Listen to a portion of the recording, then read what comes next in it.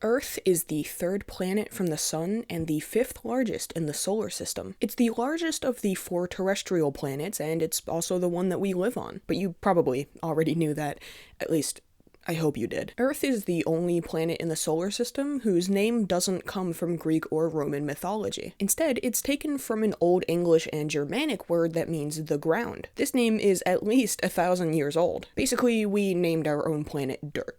So that's pretty funny. Earth is the only planet whose near-surface environments are known to harbor life. This life began in Earth's vast oceans about 3.8 billion years ago. But the early Earth wouldn't have been nearly so hospitable to life. It had no ozone layer, free oxygen, or oceans, and it was also incredibly hot. If it was viewed from another planet, Earth would appear bright and bluish. More features could be seen through a large telescope, such as clouds, tropical storms, and the polar regions. Under the clouds would be the darker oceans and some patches of desert. Since all of humanity lives here and has always lived here, we've studied Earth far more than any other planet. This knowledge gives us more insight into various aspects of other planets. Earth orbits the Sun at an average distance of about 93 million miles. It's exactly 1 astronomical unit away from the Sun because an AU is literally defined as the distance between the two. It's a pretty good way to compare how far away other things are. At this distance, it takes light from the Sun about 8 minutes to reach us. Earth's orbit is closer to the shape of a circle than any other planet in the solar system except Venus and Neptune, so that's pretty neat. Earth completes 1 rotation every 23.9 hours. But because this number is awkward and would look weird on a clock, we just round it up to say 24 hours instead. The same thing happens with our year. It's technically around 365 and a quarter days, but we round it down to a nice and even 365. But this habit of rounding things to nice, even numbers means that over time, the seasons would start to drift and they wouldn't start or end in the months that we expect. How do we remedy this?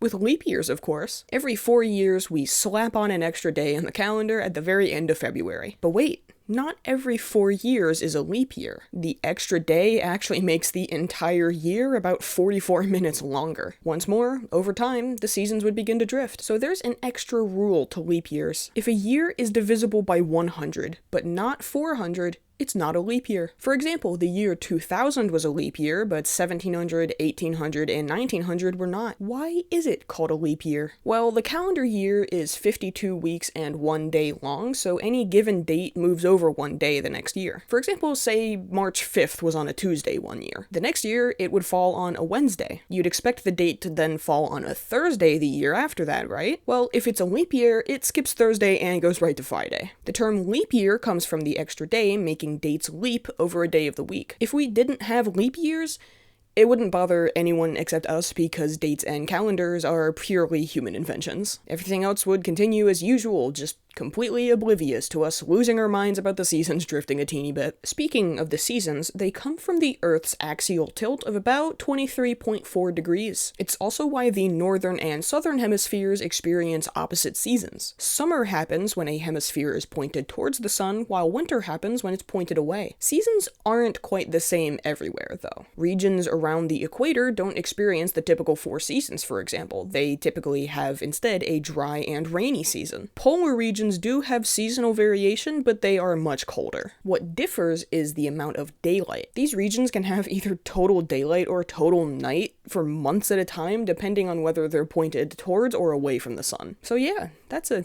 neat little thing our planet does. Earth has a diameter of about 7,926 miles at the equator. Its interior can be divided into 4 different regions: the inner core, the outer core, the mantle, and the crust. The inner core is a solid sphere of iron and nickel. It's about 759 miles in radius. Here, the temperatures can reach as high as 9,800 degrees Fahrenheit. That's extremely hot, but the metals here are kept solid because they're under immense pressure. The outer core is made up of about the same things as the inner core and can be just as hot, but because it's not under the same intense pressure, the iron and nickel are fluids instead. The outer core is about 1,400 miles thick. The mantle is the thickest layer of the Earth at about 1,800 miles. Made of molten rock, its consistency can be likened to that of caramel. The mantle's temperature varies with location. It's hotter near the core and cooler near the crust. Finally, the crust is the outermost outermost layer of Earth. There's two types of crust: continental and oceanic. Continental crust is made of silica-rich rocks and averages about 44 miles thick. Oceanic crust, on the other hand, is made of silica-poor rocks like basalt. At an average of 3 miles, it's thinner and more flexible than continental crust. The crust and upper mantle compose the lithosphere. This region is divided into huge, constantly moving plates. Earthquakes come from these plates grinding up against one another, riding over one another, combining to make mountains, or splitting and separating. Because around 70% of Earth's surface is covered in water, a lot of features are underwater. Almost all of Earth's volcanoes are under the ocean. So is the planet's longest mountain range. The ocean's average depth is about 2.5 miles, and it contains around 97% of all the water on the planet. Earth's surface is traditionally divided into 7 continents and 5 major bodies of water. The continents are North and South America, Africa, Asia, Europe, Antarctica, and Australia. The bodies of water are the Arctic, Atlantic, Pacific, Indian, and Southern Oceans. Hundreds of millions of years ago, Earth didn't have 7 continents. Instead, it had one: Pangaea. This massive supercontinent contained almost all land masses on Earth. Over time, it slowly broke apart into the continents that we know now. The hydrosphere is a discontinuous layer of water at or near Earth's surface. It includes all liquid and frozen waters, groundwater held in soil and rock, and water vapor in the atmosphere. All of this water is what gives Earth its distinctive blue color. About 71% of Earth's surface, almost 3/4, is covered in water. Of this, about 3% is freshwater, and an even smaller amount can be used as drinking water. The water cycle, which you probably learned about in elementary school and then never heard about ever again, is crucial to the hydrosphere. Radiation from the sun causes water to evaporate. This vapor rises into the atmosphere, condenses, and then falls back down to the surface as precipitation to begin the cycle anew. Liquid water exists as oceans, lakes, and rivers. It's also below the ground as groundwater, which is held in wells and aquifers. Water vapor can be seen as clouds and fog. Water is necessary for sustaining life on Earth. It's where it first developed, after all. It helps to connect Earth's various systems, since energy exchanges through the water cycle link the hydrosphere, cryosphere, atmosphere, and geosphere.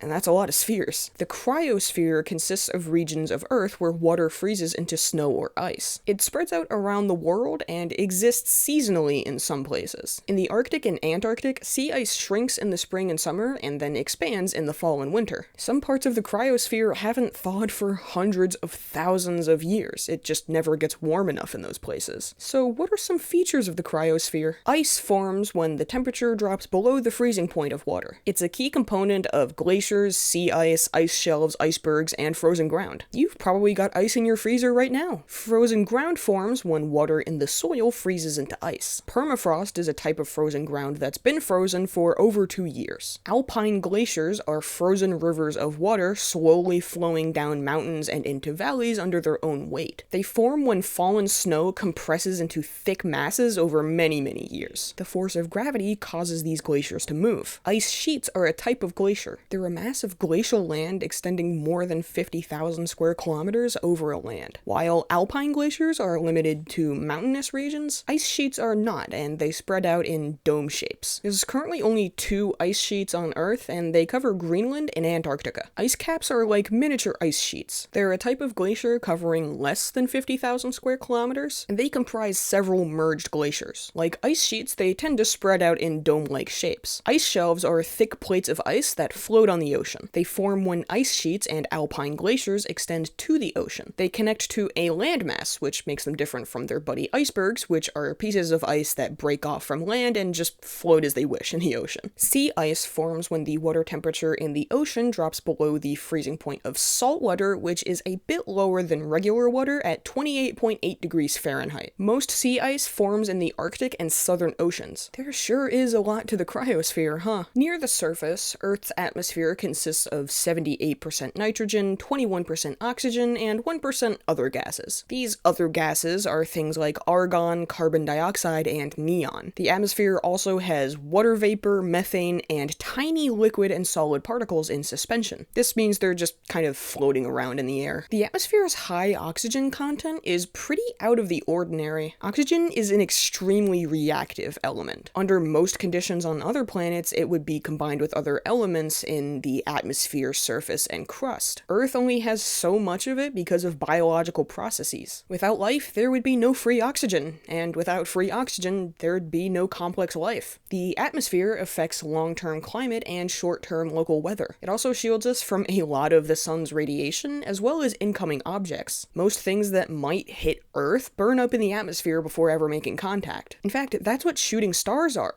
Things burning up in the atmosphere. The atmosphere is broken up into several regions. The troposphere is the lowest region of the atmosphere. Its upper boundary, about 6 to 11 miles above the surface, is called the tropopause. This region is characterized by temperatures that get lower the higher up you go. Most clouds and weather systems are contained within the troposphere. Next, we have the stratosphere. Its lower portion has a nearly constant temperature, while its higher levels have a temperature that increases with altitude. The stratosphere extends from the tropopause up to its own upper boundary, the stratopause, at about 30 miles above the surface. This region also contains the ozone layer. Ozone is a molecule of 3 oxygen atoms. It's created when the absorption of ultraviolet radiation breaks down molecular oxygen, or O2. These now single atoms of oxygen then recombine with O2 to make O3, or ozone. The ozone layer is important because it blocks almost all solar radiation of certain wavelengths that would harm or kill life on Earth. Above the stratosphere is the mesosphere. It sits between 30 and 50 miles above Earth's surface. The percentages of oxygen, nitrogen, and carbon dioxide here are roughly the same as immediately above Earth's surface, but the air density is way lower. There's very little water vapor in the mesosphere and higher percentages of ozone. Next up, the thermosphere, which is characterized by increasing temperatures. It stretches from about 50 to around 280 miles above Earth's surface, so it really goes up there. Finally, there's the ionosphere. This is a region of charged or ionized particles. Auroras caused by solar wind hitting Earth's magnetic field are generated here. Speaking of Earth's magnetic field, it's generated by the movement of molten iron in Earth's outer core. This movement creates powerful electric currents. The magnetic field is what causes compass needles to point towards the North Pole. The magnetic polarity of Earth can change, which flips the direction of the magnetic field. North becomes south, and south becomes north. On average, a magnetic reversal happens about every 400,000 years, but the timing is very irregular. A reversal causes no harm to life on Earth, and one probably won't happen within the next few thousand years, so there's no need to worry about it. The magnetosphere is the region of space surrounding Earth where the dominant magnetic field is Earth's rather than that of interplanetary space. It's formed by the interaction between solar wind and Earth's magnetic field. The magnetosphere deflects most solar material. Without it, the solar wind could strip Earth of its atmosphere and make life on the planet impossible. The biosphere is the relatively thin, life-supporting layer on Earth. It extends from a few kilometers into the atmosphere all the way down to deep-sea vents in the ocean. It's the global ecosystem composed of living organisms and the non-living factors from which they derive their energy and nutrients. The biosphere comprises all the parts of Earth where life exists. It overlaps the lithosphere, hydrosphere, and atmosphere. It's made up of biomes, or biophysical zones, with many ecosystems. Each ecosystem is composed of an intricate set of species adapted to the prevailing conditions. The biosphere has existed for around 3.5 billion years. The earliest life forms, prokaryotes, survived without oxygen. Ancient prokaryotes include single-celled organisms like bacteria and archaea. Some of these organisms developed photosynthesis, which changed the biosphere and filled the atmosphere with oxygen. The addition of oxygen into the atmosphere allowed far more complex life forms to evolve. These include plants and other photosynthetic species, animals that eat those plants and other animals, and bacteria and other organisms that decompose dead animals and plants. The biosphere is self-supporting and self-regulating because of the interactions between the life forms that exist within it. The remains of dead plants and animals release nutrients into the soil and ocean. These nutrients are then absorbed by growing plants, and those plants later become food for animals, and those animals later die.